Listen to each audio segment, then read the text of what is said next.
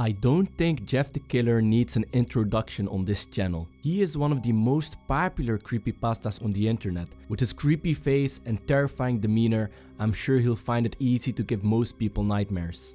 But what is his actual backstory?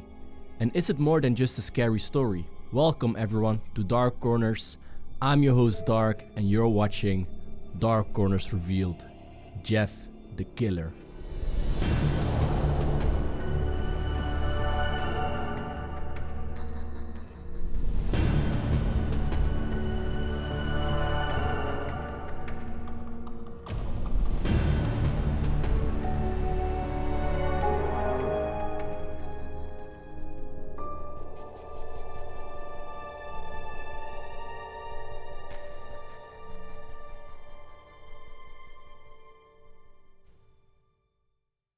Have you ever had a night where you were home alone and just couldn't fall asleep? Have you ever wondered what that creaking sound was that you heard?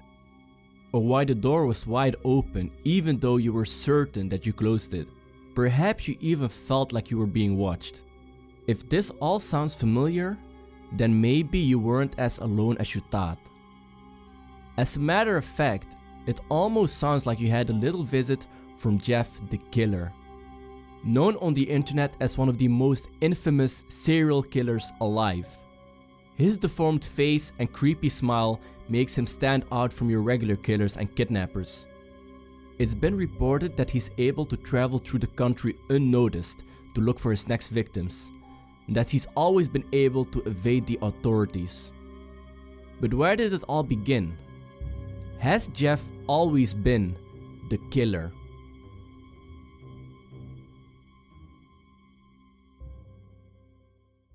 To find the answer to our question, we will take a look at the creepypasta itself. It tells the story of Jeff, a 13-year-old boy who just moved into a new neighborhood with his parents and his brother Liu. Once there, Jeff starts getting a strange feeling in his head, but he ignores it. The following day, Jeff and Liu head to the bus stop and wait for their school bus when they unexpectedly get mugged by 3 bullies. Jeff gets the strange feeling in his head again and manages to attack and beat up all 3 of the bullies. The police gets involved and Jeff and his brother get accused of attacking the bullies without a reason. Jeff takes full blame and is about to be sent off to a correctional facility for a whole year. But his brother steps in and claims he was the one who attacked and beat up the bullies.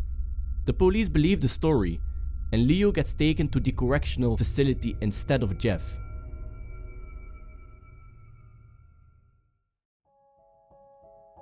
This causes Jeff to feel an incredible amount of guilt and loneliness. His mother notices and insists that he goes to the birthday party of one of their neighbors, hoping that this would make Jeff feel a little bit better. But this is where it got even worse. The 3 bullies were also at the party, and they didn't forget the beatdown Jeff had given them. They confronted Jeff and another fight broke out.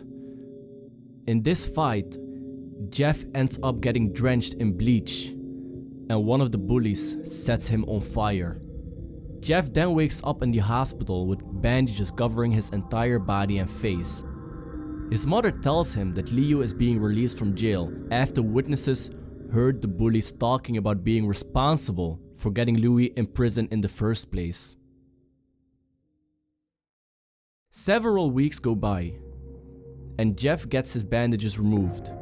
His parents are shocked to see that his face has changed completely due to his injuries. But for some reason, Jeff seems to like his new face. When his parents noticed this strange behavior, they tried to inform Jeff's doctor, but it was already too late. That night, Jeff's mother wakes up to find him in the bathroom, mutilating his own face with a knife. He ends up killing her, and also his father, before heading to his brother's room and proceeding to kill him as well. From that day on, Jeff becomes known as the ominous, unknown killer, as he goes on a killing spree, killing those that are awake at night. To this day, the authorities have still not been able to catch him.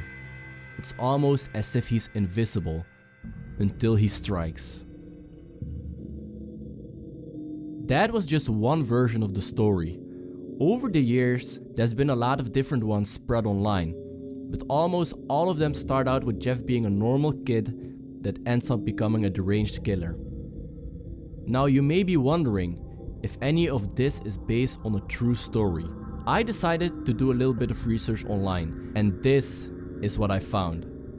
The picture of Jeff the Killer that's been circulating online is indeed real, but it's been heavily photoshopped. Nobody is completely certain what the original picture looked like, but the general theory is that someone edited in a dog's jaw and a monkey's eyes on a picture of a regular person. That's already pretty creepy in itself, in my opinion. But other than this, I could not find a single piece of evidence suggesting that Jeff the Killer is more than just a character in a creepy story. I guess that means we can all sleep peacefully at night. Right? Thank you all so much for watching the video. If you enjoyed it, make sure you leave a like, and if you want to see more like this, make sure you hit that subscribe button. While you're at it, check the description and follow me on Twitter, Instagram, and Snapchat. And please let me know in the comments section which other creepypasta you'd like to see me make a video about. Once again, thank you all very much for watching, and I hope to see you next time. Dark, signing out.